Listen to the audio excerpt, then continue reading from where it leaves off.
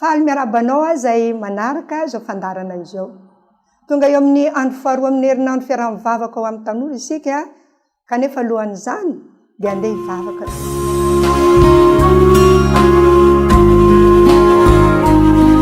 Jesosy misatranao zay noho ny fitiavanao anay, ka nahafahanay nanaraka zao fotoana izao noho ny tombonandro izay nomenao anay. Raha anaraka ny torohevitra mahasoavy aminao izahay, dia mangataka amin'ny fananao masina mba hanazava izany. Mamelany elokay ary mamirafo aminay. Noho ny amin'ny anaran'i Jesosy. Amen.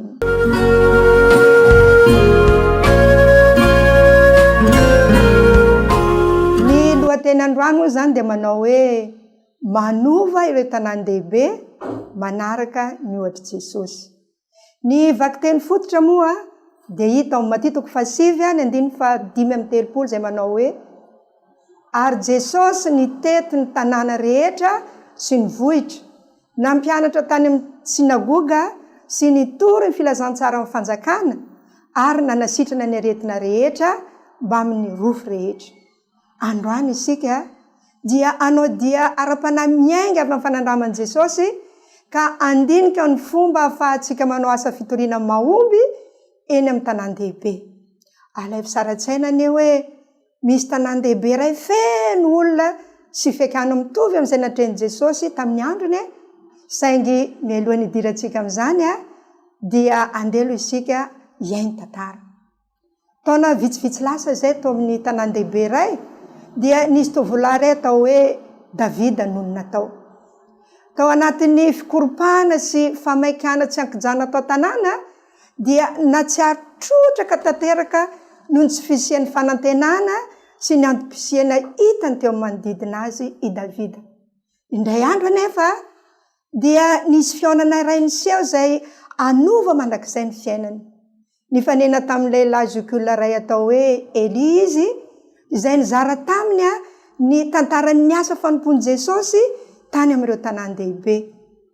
Naka amin'ny Baiboly ilay lehilahy zokolona ary namaky ny filazantsara ny Matitoko 7:5-telopolo manao hoe ary Jesosy nitety ny tanàna rehetra sy ny vohitra, nampianatra tany amin'ny sinagoga sy nitory ny filazantsara amin'ny fanjakana ary nanasitrana ny aretina rehetra mba amin'ny nofo rehetra.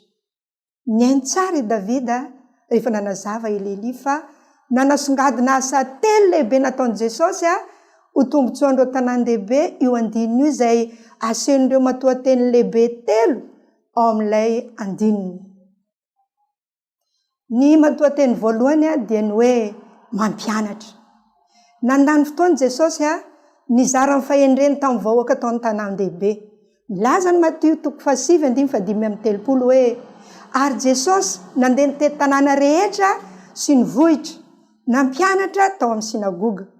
Saingy tsy voafetra ao amin'ny teny fotsiny fampianarany, fa hita taratra tamin'ny fomba fiainany ihany koa izany. Nitondra lesona momba ny fitiavana, ny fangorahana, ny rariny ary ny finoana ny fiainany.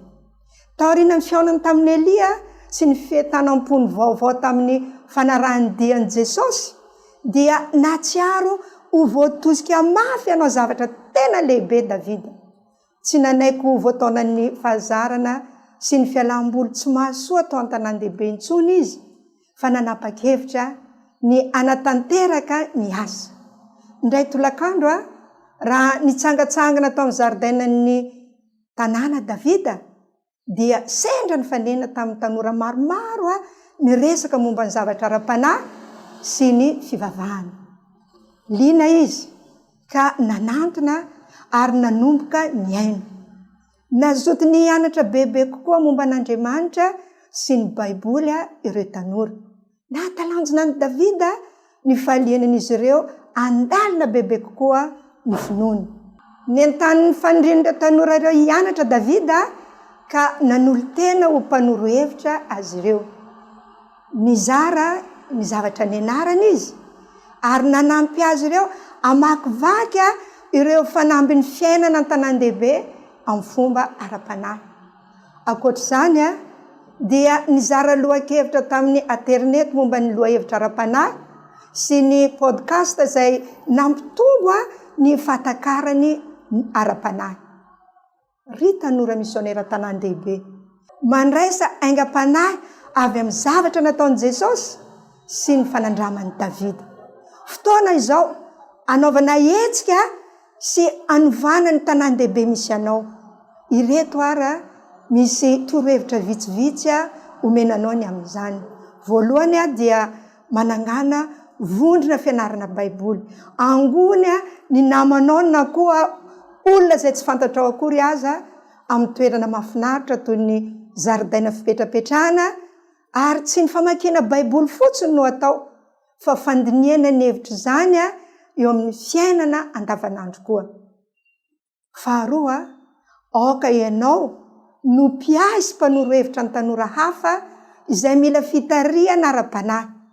Ampio izy ireo amakivaky ireo toe-javatsarotra eo amin'ny fiainany. Zarao ny fanandramanao fa hiaro mitombo amin'ny finoana ianareo.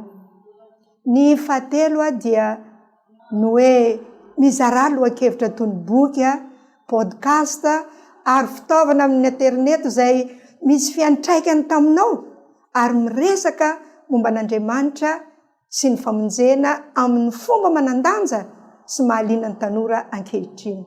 Eritrereto izay zavatra tianao ary zarao amin'ny kafanampo izany. Tadidio fa tsy fampitana vaovao sy fahalalana fotsiny ny fampianarana, fa fanehoana modely ho an'ny hafa koa. Maneho fitiavana sy fangorana ary finoana eo amin'ny fiainanao, ary finoana eo amin'ny fiainanao andavanandro, na dia hitanao aza ny famirapiratany fahazavahanao ao an-tanan-dehibe. Vonona ny ametraka ny dia-tananao eo amin'ny fiarahamonina misy anao ve ianao? Ry tanora malala, izao no fotoana.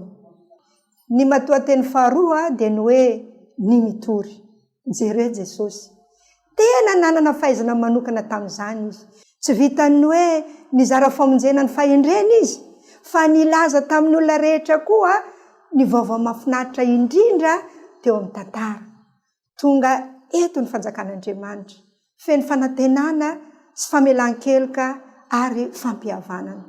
Indray andro raha tany an-tsekoly Davida dia nanana fahafahana tena tsara izy ampiarana ny matoan-teny hoe mitory. Nanontany an'i Davida ny mpampianany iray izay nilaza ho tsy mino an'Andriamanitra. Teo anatrehany mpiara-mianatra tamin'ny rehetra no niresan'i Davida tamin'ny keri-po sy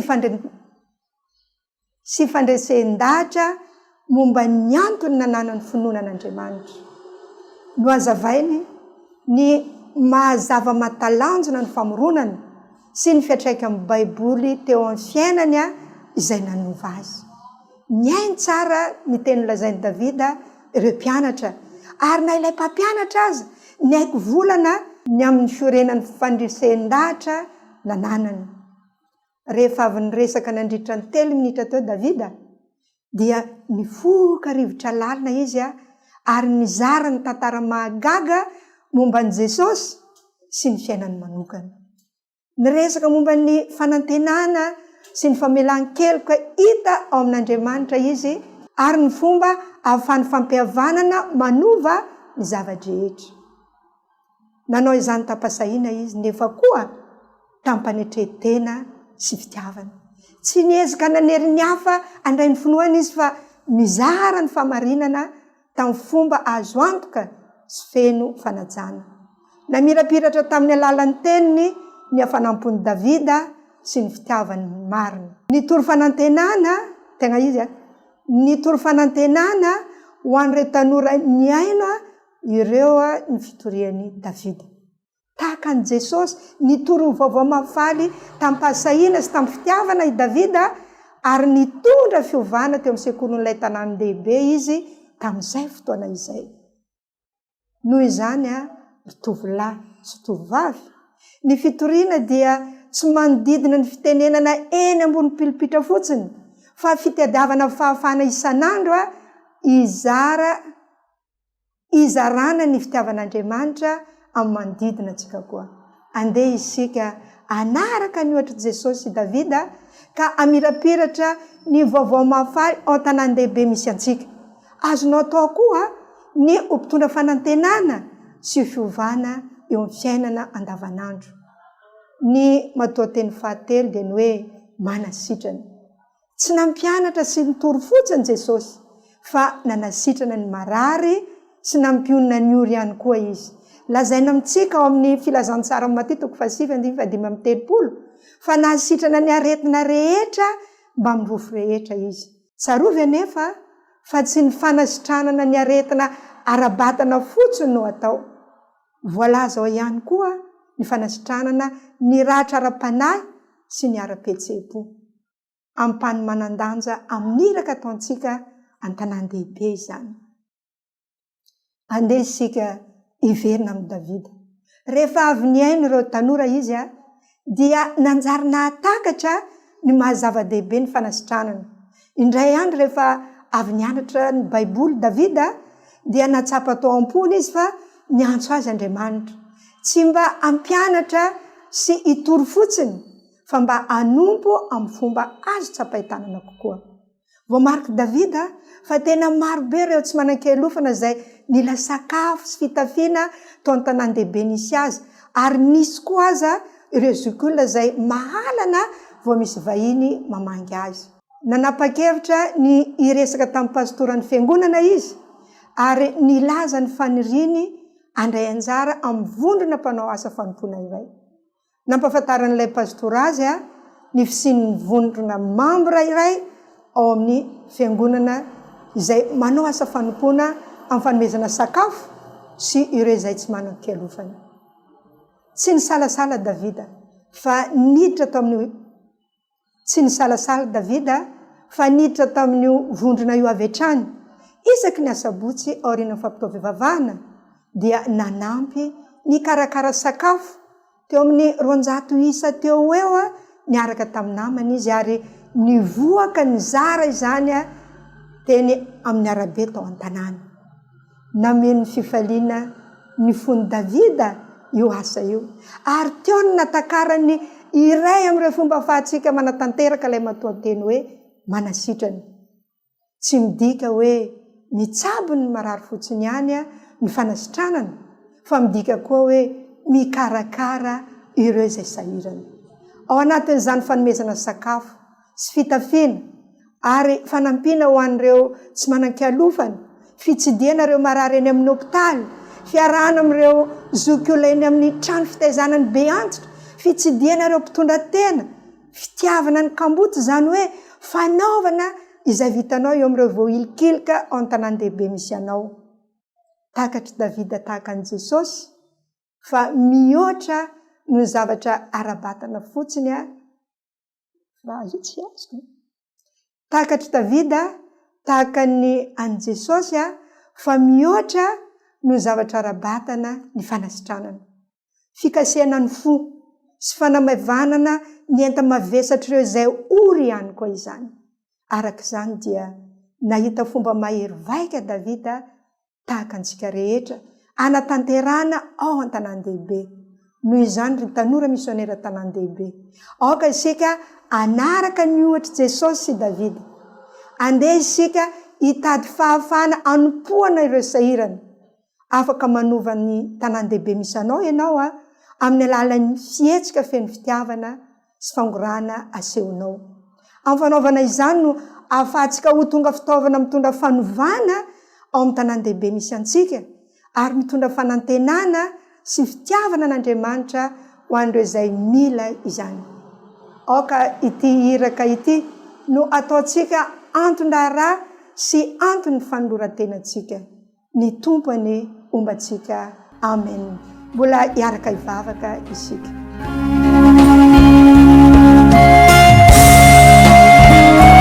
Raina tsara indrindra izany an-danitro, misaotra anao izay noho ny torohevitra mahasoa izay nomenao anay androany.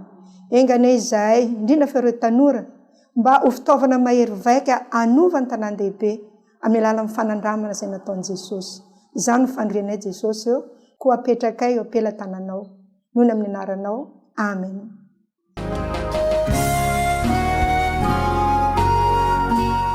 Dia mifarana hatreo indray izany ny fandarana androany.